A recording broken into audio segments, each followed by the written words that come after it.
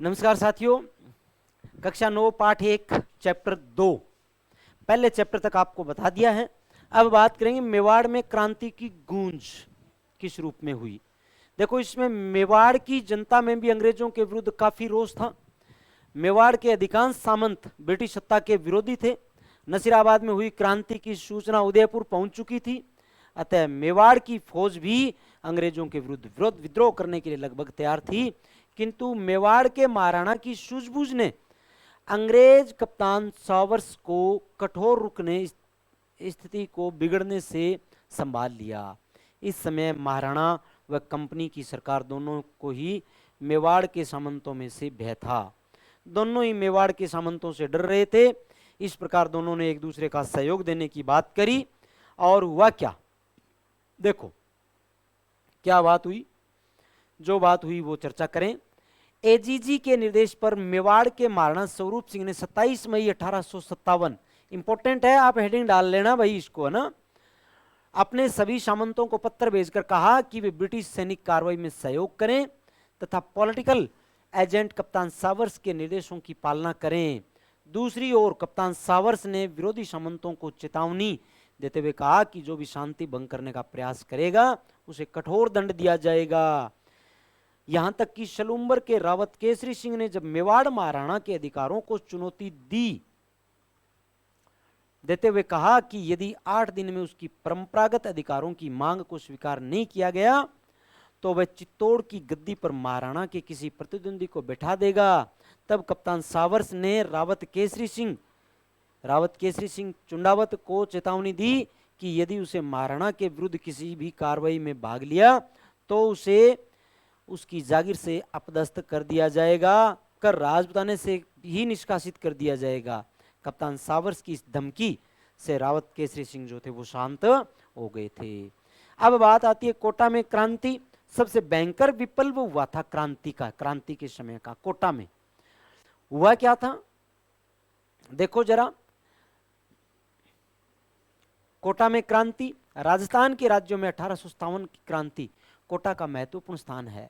कोटा में विद्रोह का मुख्य कारण यह था कि political agent major Burton Kota Maharao को यह सलाह दी कि कुछ अफसर वफादार नहीं है तथा उनका रवैया अंग्रेजों का विरोधी है, अतः वे ऐसे अफसरों को पद से हटा दें और अधिकारियों को सौंप दें।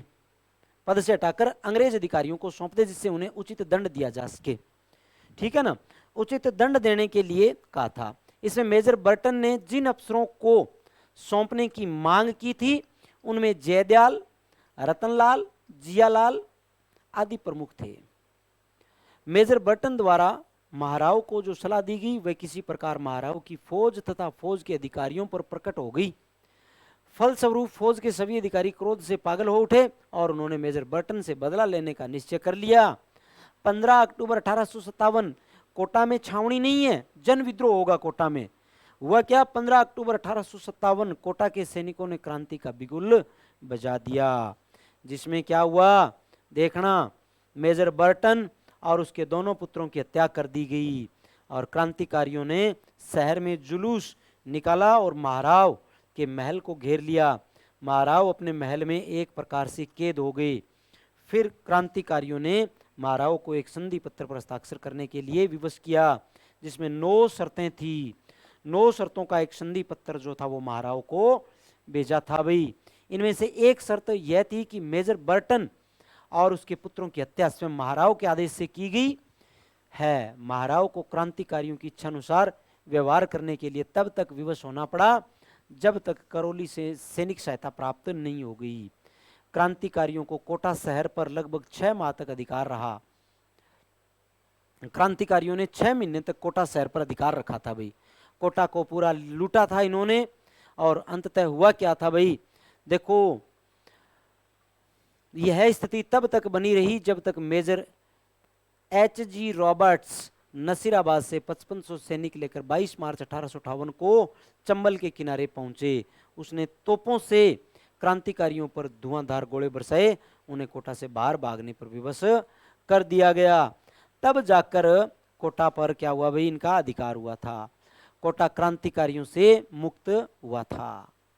आगे देखो भाई, अन्य राज्यों में क्रांति की गूंज कैसे हुई? अन्य राज्यों में क्रांति की गूंज, 1857 की क्रांति केवल मारवाड़, मेवाड़, कोटा तक ही सीमित नहीं रही, अपितु इनकी गूंज राजस्थान के अन्य राज्यों में भी सुनाई दी थी। भरतपुर जो आगरा व मथुरा से काफी निकट है, क्रांति के समय अशांत रहा। मथुरा में विद्रोह हो जाने के बाद भरतपुर शहर में उत्तेजना फैल गई और भरतपुर की सेना ने भी क्रांति का बिगुल बजा दिया। भरतपुर के महाराजा ने वहां के पॉलिटिकल एजेंट मेजर मॉरिसन को भरतपुर छोड़कर जाने की सलाह दी। मॉरिसन यहां से भरतपुर छोड़ के आगरा की ओर प्रस्थान कर जाएंगे, क्योंकि महाराज जो को यह आशंका थी कि उनकी उपस्थिति से नीमच के क्रांतिकारी भरतपुर पर आक्रमण कर सकते हैं। महाराजा की यह सलाह मेजर मॉरिसन भरतपुर छोड़कर चला गया। क्रांति की अवधि में भरतपुर रियासत की स्थिति बड़ी विषम थी। क्रांतिकारियों की अनेक टुकड़ियां भरतपुर की सीमा से होकर गुजरी। भरतपुर की गुजर व मेवाती जनता ने में भी क्रांति में पीछे नहीं रही, उसने खुलकर क्रांति में भाग लिया। जब पड़ोसी आगरा जिले में अंग्रेजों की शक्ति, आगरा किले में अंग्रेजों की शक्ति वहां के लाल किले की 4 दीवारी तक सीमित हो गई, तो भरतपुर की जनता के मन में यह विश्वास भर गया कि अब भारत में ब्रिटिश सत्ता समाप्त होने जा रही है। आगे देखो भाई विशेष बात क्या थी। धौलपुर रियासत में भी गंभीर उपद्रव हुए। अक्टूबर 1857 के प्रारंभ में ग्वालियर और इंदौर के क्रांतिकारियों की संयुक्त सेना धौलपुर में प्रवेश हो गई थी। आगे देखो, धौलपुर में इन क्रांतिकारियों ने राव रामचंद्र और हीरालाल के नेतृत्व में राजा की अधिकांश तोपों पर अधिकार कर लिया और उनकी सहायता से आगरा पर आक्रमण कर दिया था। यह स्थिति तब तक बनी रही जब तक दिसंबर में पटियाला के शासक द्वारा भेजी गई सेना सहायता से धौलपुर में व्यवस्था स्थापित नहीं हो गई। आगे देखो, जयपुर में महाराव को उनके एक पदाधिकारी राव शिव सिंह ने यह सलाह दी कि वे अंग्रेजों तथा मुगल बादशाह बहादुर शाह दोनों से मित्रतापूर्ण संबंध बनाए रखें, किंतु उनके प्राइवेट सेक्रेटरी पंडित शिवदीन ने महाराजा पर अंग्रेजों का साथ देने के लिए जोर डाला। जयपुर में नवाब विलायत खां, मियां उस्मान खां, सादुल्ला खां मुगल सम्राट से मिलकर ब्रिटिश सत्ता के विरुद्ध क्रांति का षड्यंत्र रच रहे थे। मुगल सम्राट के साथ किए गए इनके पत्र व्यवहार की जानकारी महाराजा को मालूम हो गई, अतः उन्होंने सादुल्ला खां को राज्य से निष्कासित कर दिया और शेष दोनों को बंदी बनाकर कारागार में डाल दिया था। अब बात आती है भाई टोंक के विद्रोह की। टोंक का विद्रोह कैसे हुआ देखो जरा भाई। टोंक में नवाब की सेना मीर आलम खां के नेतृत्व में, टोंक में भी नवाब की सेना मीर आलम खां के नेतृत्व में विरोध कर रही थी। टोंक का नवाब अंग्रेजों के साथ था, मगर नवाब की सेना ने नीमच के क्रांतिकारियों को टोंक आने के लिए आमंत्रित किया था। उनकी सहायता के लिए नवाब के किले को घेर लिया और भरपूर सहयोग यहाँ पर दूसरे सैनिकों का इनको प्राप्त हुआ था। टोंक के राजा जो थे वजीरुद्दौला, उनके मामा थे मीर आलम खां।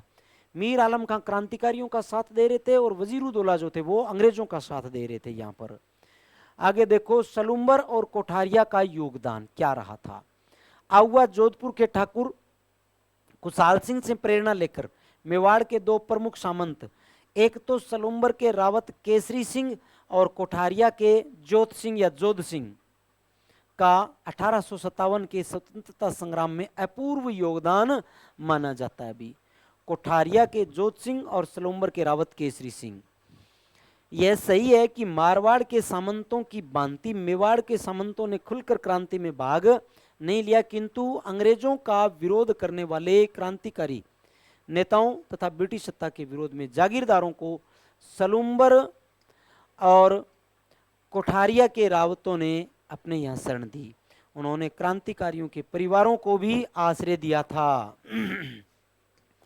आगे देखो भाई,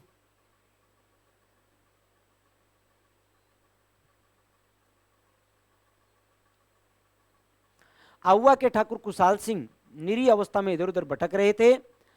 देखो, आहुआ के ठाकुर कुशाल सिंह निरीह अवस्था में इधर उधर भटक रहे थे, तब कोठारिया के जोत सिंह ने उनको गले लगाया। उन्होंने कोठारिया में पेशवा नाना साहब और उनके परिवार को भी शरण दी थी।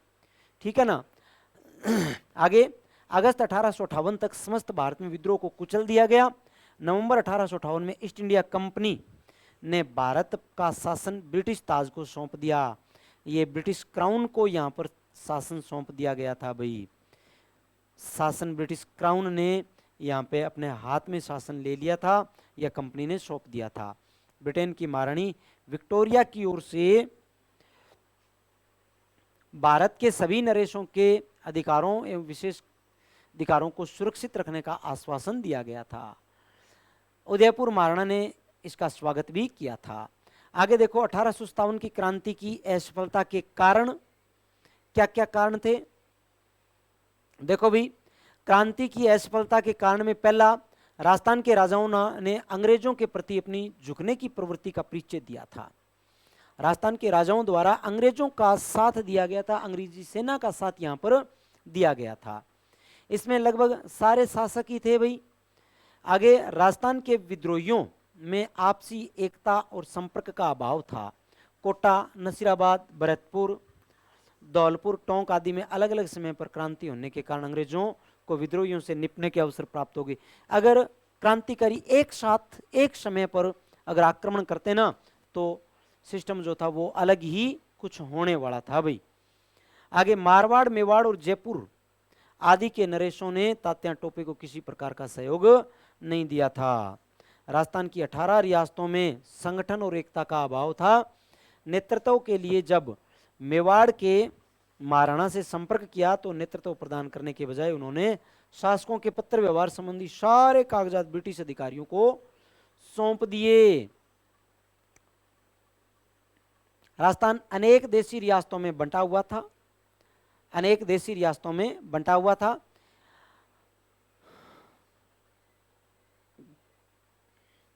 राजस्थान अनेक देशी रियासतों में बंटा हुआ था, इस कारण उसमें क्रांतिकारियों का कोई केंद्रीय संगठन नहीं था, उनमें नेतृत्व का सर्वथा अभाव था। ये बात कह रहे हैं कि क्रांतिकारियों में नेतृत्व का अभाव होना भी क्रांति की असफलता का कारण था। और क्रांति की असफलता के परिणाम जो आए वो क्या थे। देखो, क्रांति की असफलता के परिणामों में सन 1857 की क्रांति के असफल होने के बाद रियासतें ब्रिटिश संरक्षण में चली गई। ब्रिटिश सम्राट ने राजस्थान की सभी रियासतों में कंपनी द्वारा की गई संधियां जारी रखी और